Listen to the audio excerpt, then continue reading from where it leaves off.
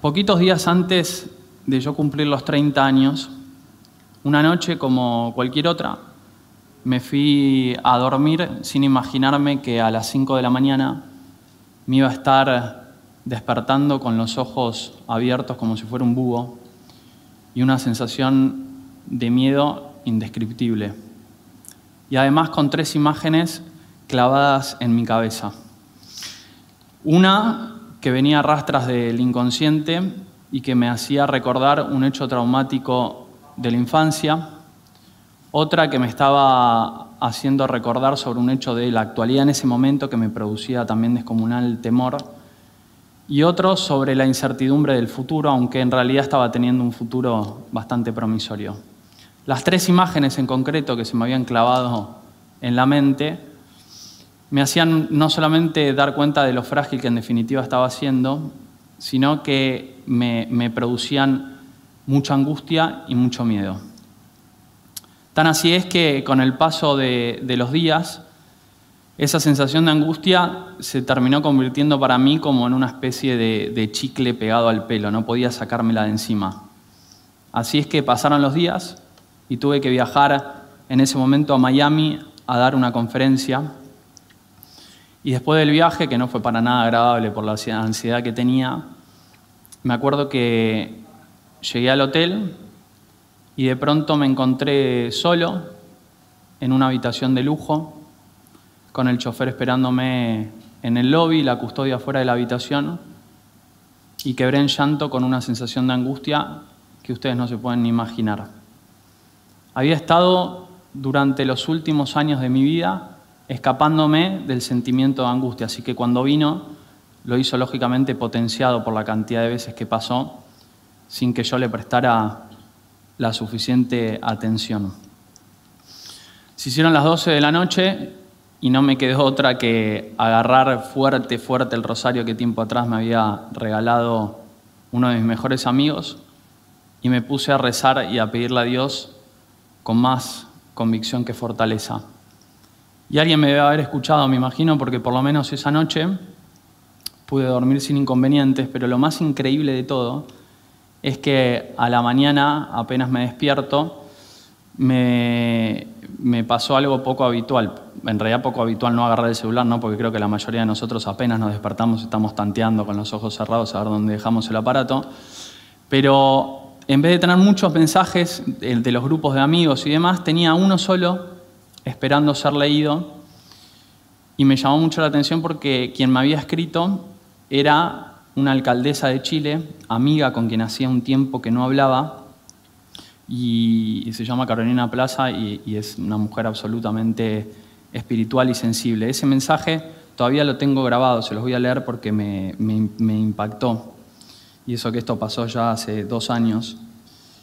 Carolina me escribía y me decía: Leandro, ¿cómo estás? Anoche soñé contigo, me venías a ver y me decías que no estabas bien.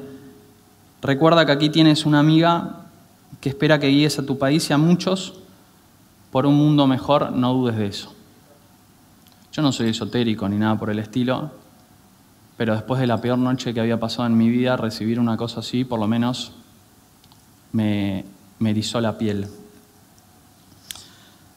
Pasé de pronto de ser un comemundo en ese momento a sentir que el comido era yo.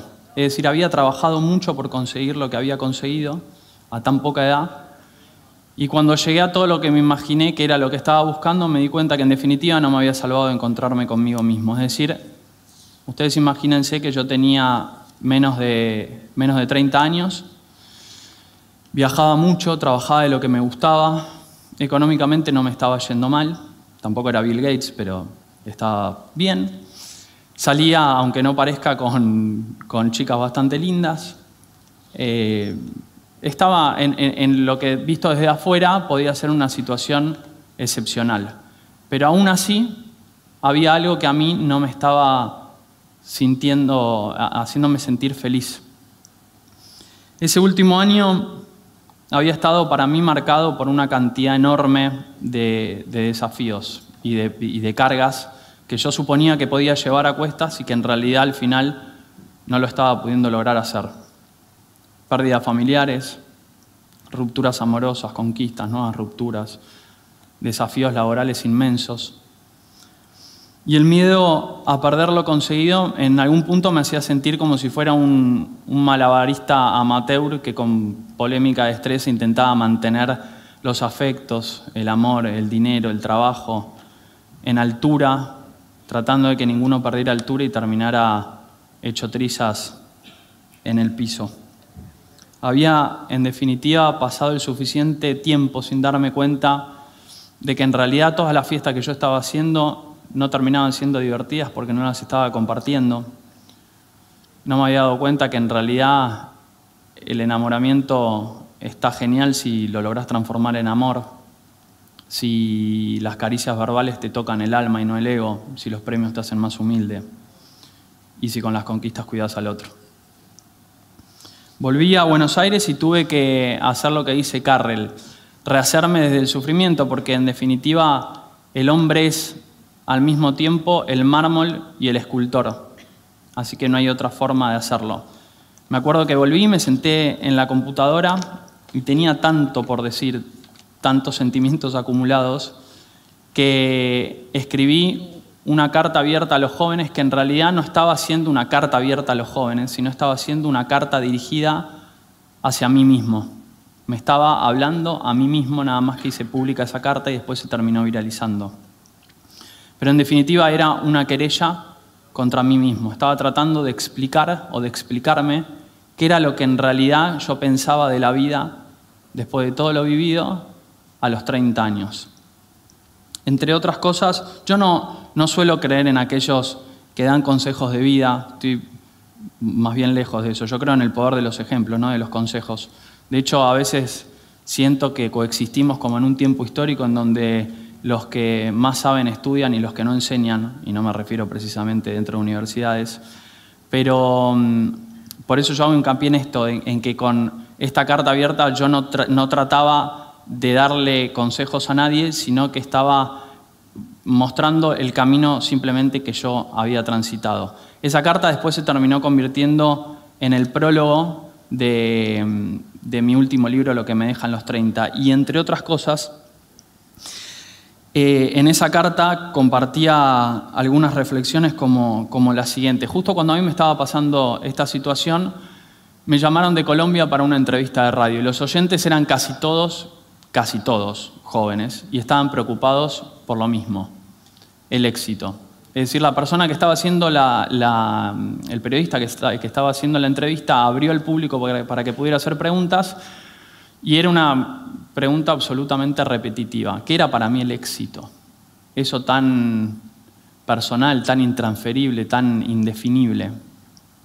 Cansado un poco de que me hicieran esta pregunta, justo a mí encima, como si tuviera la razón absoluta, les dije, chicos, la empresa más importante por la que ustedes pueden trabajar es su familia, los afectos, los lazos.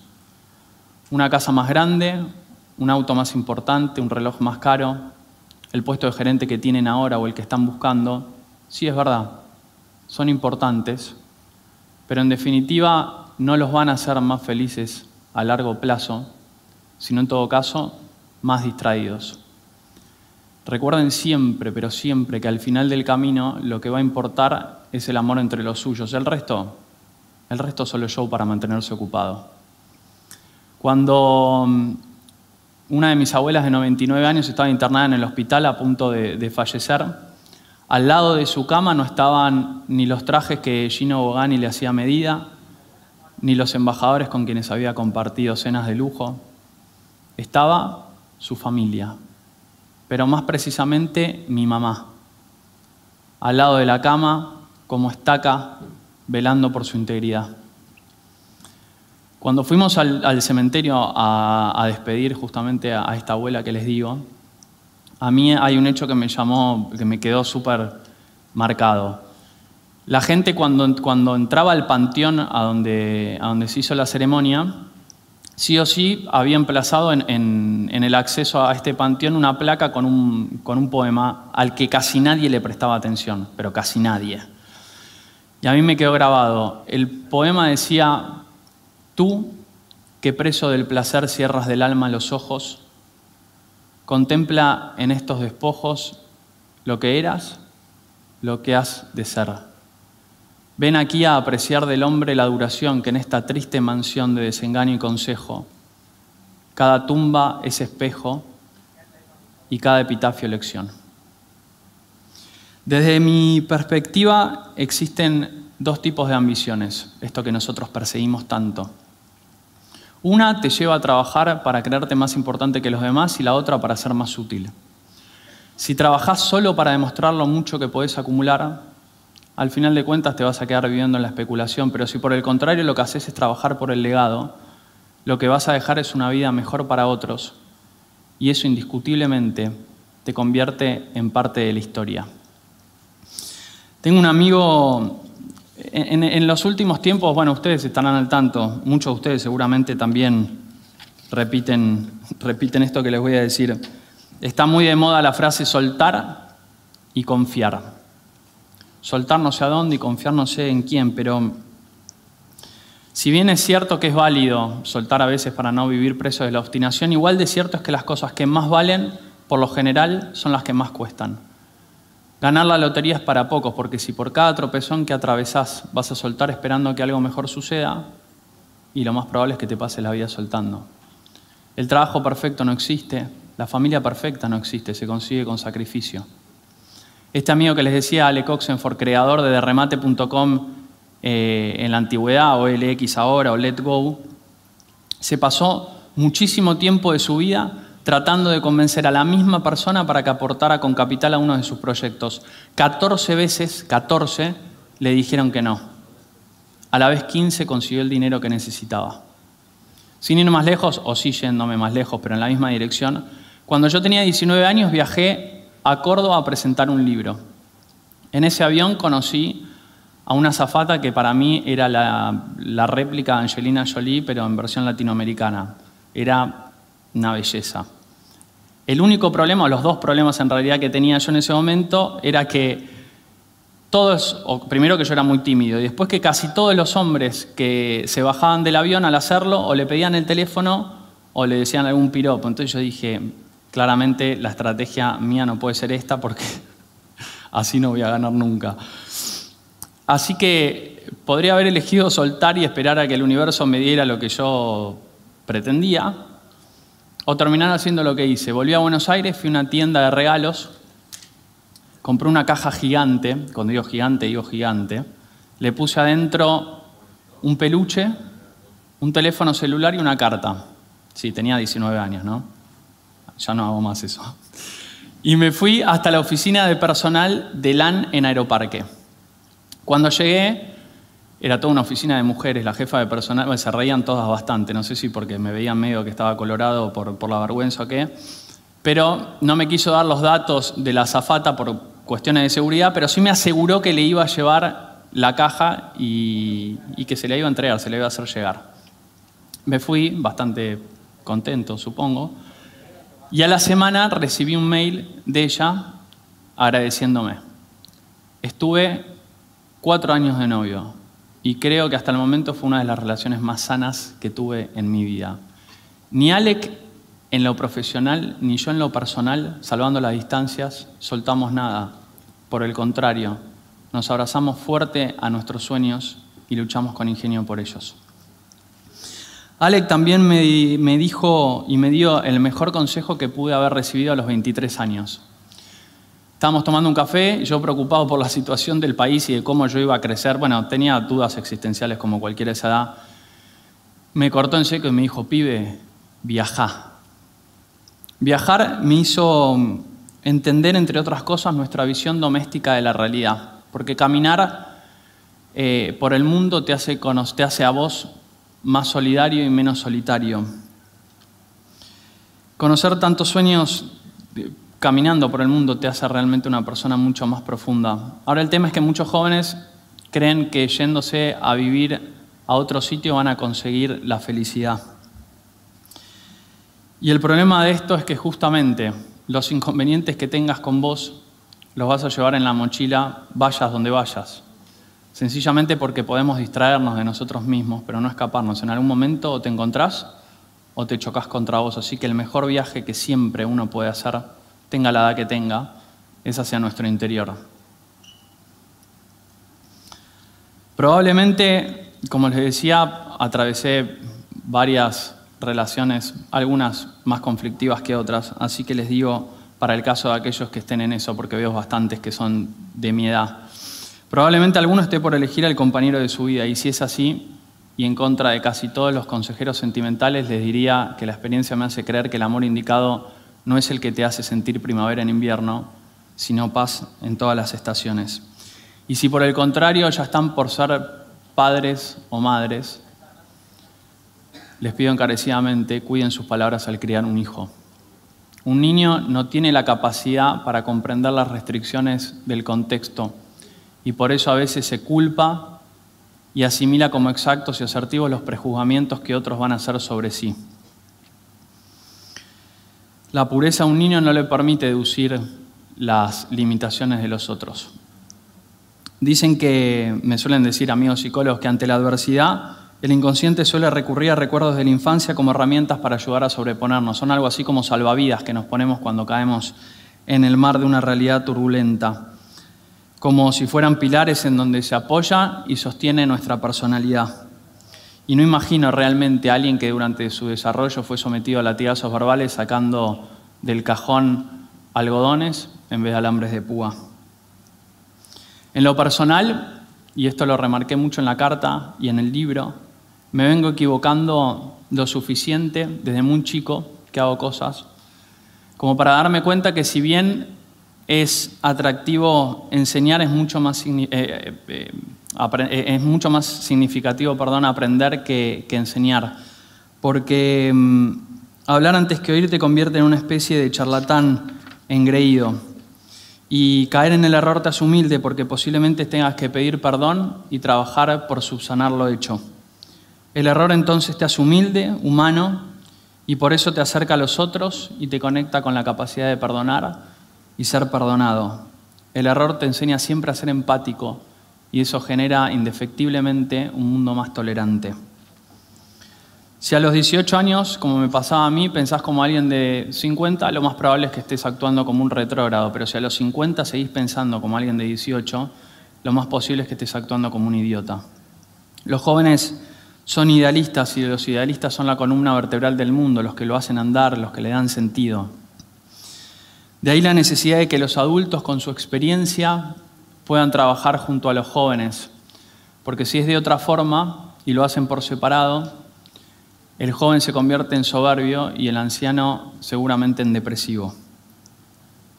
Es paradójico ahora que está tan de moda el tema de la autoayuda.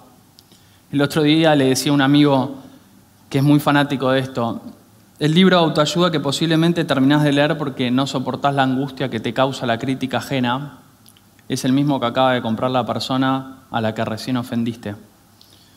Necesitamos colgar menos mandalas en la pared, prender menos saumerios armonizantes y poner más en práctica la frase de San Agustín, amar al errado y odiar el error.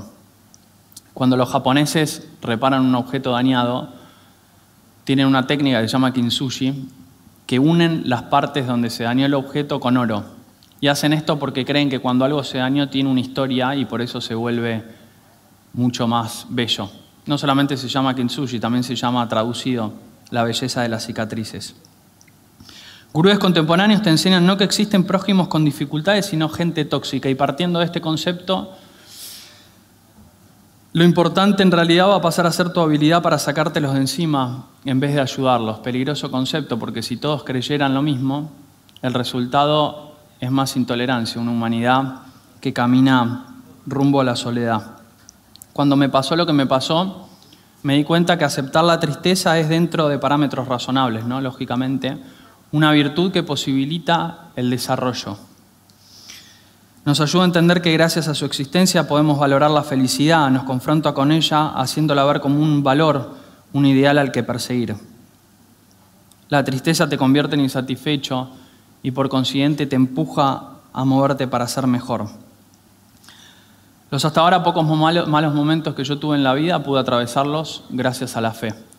La pregunta que siempre me salvó ante la desesperanza es sobre el sentido de la existencia. hacerte esta pregunta puede ayudarte a entender que los problemas a veces no son el final del camino, sino parte del recorrido. Cuando me preguntan por qué no soy ateo, respondo simplemente porque no me conviene, porque creer que sos una canica arrojada en el mundo por capricho del universo, además de ser una idea un poco desmesurada, debe transformar a la vida, creo yo, en un naufragio dramático. El año pasado recorrí más de 20 ciudades mexicanas presentando un ensayo llamado El derecho a no ser pobres.